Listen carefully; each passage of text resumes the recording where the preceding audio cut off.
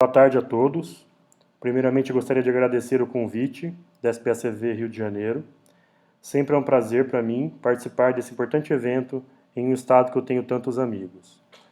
Vou abordar hoje sobre os fatores preditivos no insucesso e complicações na termoablação de Safenas. Não tenho conflitos de interesse nesse tema. Importante aqui, o Guideline Europeu 2015 já colocou a termoablação como sendo recomendado em preferência à cirurgia, como 1A, maior nível de evidência, e também em preferência à escleroterapia com espuma, também no mesmo nível 1A. O objetivo da termoablação, então, é levar uma veia com uma insuficiência valvar a uma oclusão e, posteriormente, ao cordão fibroso. Não se deseja a perfuração nesse momento da ação do laser endovenoso e também não se deseja a recanalização posterior. Então, são dois efeitos indesejáveis. Relacionado às complicações, então, a trombose venosa profunda, que é a mais temida, uma das mais temidas, mas também a maioria de incidência baixa.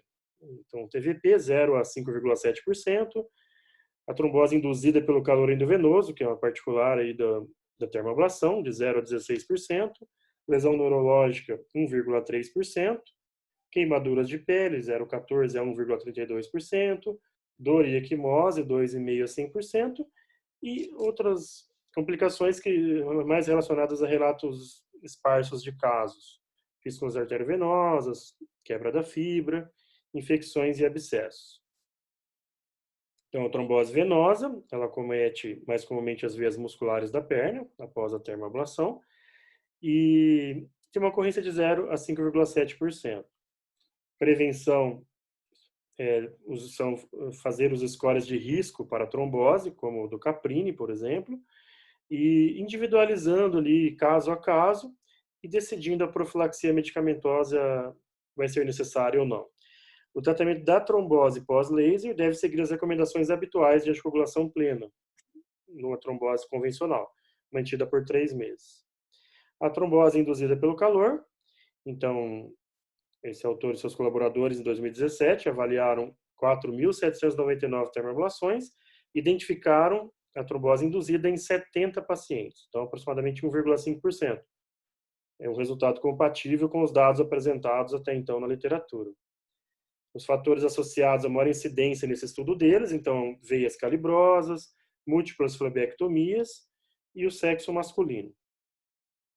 Como prevenção, então, deambulação precoce, após a cirurgia, utilização da compressão elástica e alguns estudos ainda aventando a possibilidade de se usar anticoagulantes de ação direta, os DOACs, porém, fazem-se necessários estudos randomizados, prospectivos, em larga escala, para confirmar o real risco-benefício dessa utilização, bem como comparar os diferentes esquemas de profilaxia que podem ser utilizados com essas medicações. Então, aqui a classificação do EIT, né, da trombose induzida pelo calor. Tipo 1, trombose no nível da junção safeno-femoral, o tratamento expectante e realização de ultrassom seriado, semanal, por exemplo. Tipo 2, quando o trombo ele entra para dentro da luz da veia femoral, porém ele ocupa um diâmetro menor do que 50% desse lumen. Aí já vem a heparina de baixo peso molecular até a resolução do trombo, também fazendo ultrassom seriado.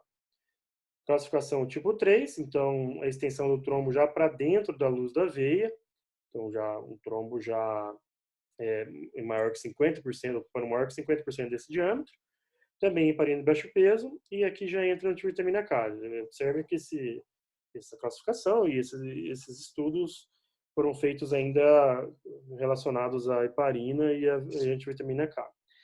E a oclusão da veia femoral total, também o mesmo tratamento do tipo 3. Então, são esses 4 tipos. Com relação aos DOACs, o rivaroxabana pode ser uma alternativa promissora no tratamento da trombose induzida pelo calor endovenoso, principalmente pela simplicidade da posologia e sem comprometimento da eficácia ou da segurança. Nós estudamos em 2016 2 casos em que a gente fez anticoagulação com rivaroxabana. Um caso teve uma resolução completa do trombo em 4 semanas e o outro em 7 dias. A dose foi de 15 miligramas de 12 em 12 horas. Então, esse aqui foi um dos casos, o trombo em aspecto flutuante, só que menor que 50% na luz da veia femoral comum. O ecodoppler após o 7º dia de tratamento com rivaroxaban. Uma outra complicação, lesão neurológica periférica. Então, a proximidade anatômica entre o nervo e a veia a ser tratada, somente safena magna ou parva, determina o risco de lesão neurológica, observado em 1,3 a 11% dos casos. Então, esse tipo de lesão ocorre preferencialmente após o tratamento da veia safena parva, do segmento médio e distal da magna, e quando não se utiliza a tumescência. Então, aqui, as imagens do nervo safeno, ao redor da veia safena, e aqui do nervo sural, que é a veia safena parva, que é magna. Então, as medidas de prevenção, punção mais próxima possível para a inserção da fibra e ablação, menor dose de energia em áreas de maior risco, em que esse nervo tem uma proximidade maior da veia, realizar a tumescência ecoguiada com volume adequado. Então, em geral, os sintomas são leves e costumam ser resolvidos de maneira espontânea de 3 a 6 meses. Queimadura de pele. Então, o calor gerado pela termoablação de uma veia pode dissipar e atingir a pele. É muito raro isso, mas tem relatos na literatura, causando queimaduras. Isso pode ocorrer em situações específicas, como durante o tratamento de veias epifaciais, ou quando a veia tratada tem uma tributária direta próxima à pele. As queimaduras da pele são observadas em índices de entre 0,14% a 1,32%, incidência baixa. Evitar, também fazendo uma tumescência generosa, evitando termoablação de veias muito superficiais e calibrosas, e ficar atento quando a veia tratada tem tributárias calibrosas, pois ela pode levar esse calor dentro da veia, desviando para a superfície ou para a área sem tumescência, fazendo um efeito radiador. Dor e equimose são comuns, né? Então, na verdade, bem variável, assim, a literatura, entre 2,5% a 100% de incidência dessa complicação. E a técnica tem evoluído, tanto o comprimento de onda dos aparelhos, os novos tipos de fibra. Então, tá aí para evitar esse efeito indesejado, principalmente da equimose. Aqui um caso do 7º PO, evidenciando aqui uma equimose.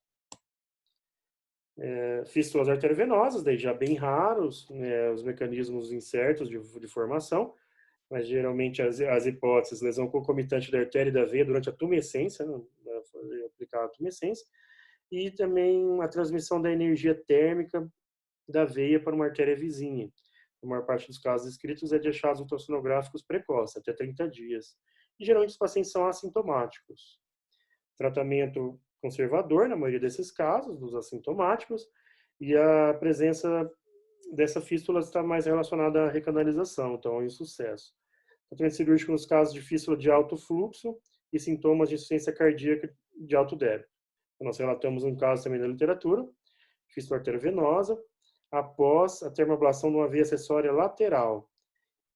Então, fez uma fístula entre a vessal, né, e a artéria femoral superficial. Foi corrigido cirurgicamente. Procedimento, então, de prevenção, fazer procedimento sempre ecoguiado e a vigilância com segmento ecográfico. Fratura ou quebra de fibra, também uma ocorrência rara. Aqui um caso relatado na literatura. O FDA registrou 41 casos, 41 relatos de corpos estranhos associados à fratura entre 2007 e 2012. Então, desses casos, 6 não foram identificados no momento do ato cirúrgico, e sim no exame de ultrassonografia vascular de controle de rotina, realizado 1 semana a 3 meses após o procedimento. Geralmente está relacionado essa complicação ao mau uso, então dobra excessivas da fibra, trauma direto pela agulha utilizado na tumescência, e previne-se fazendo uma vigilância e cuidados antes e depois do procedimento. E no caso, um cuidado maior com a fibra. O tratamento depende ali se for identificado com ultrassom, fazer a retirada já com uma pequena incisão transversa. Já foram estudados também casos em que foi deixado in situ, sem qualquer consequência, e que foi só necessário antibiótico intravenoso. Então, geralmente, os corpos estranhos não migraram das veias tronculares para o pulmão. No entanto, aqueles que migraram acharam na ilíaca, em ato direito e na veia lombar. Infecções e abscessos também são raros e baseiam-se em relatos de casos na literatura. São significativamente menos comuns também quando comparados à cirurgia convencional. Esses autores relataram um caso de infecção flegmonosa grave da perna em um paciente já portador de úlcera venosa e que foi submetido à realização do laser endovenoso associado à ligadura de perfurantes e flebectomias. Então, evoluiu com risco de vida, exigiu uma intervenção cirúrgica agressiva.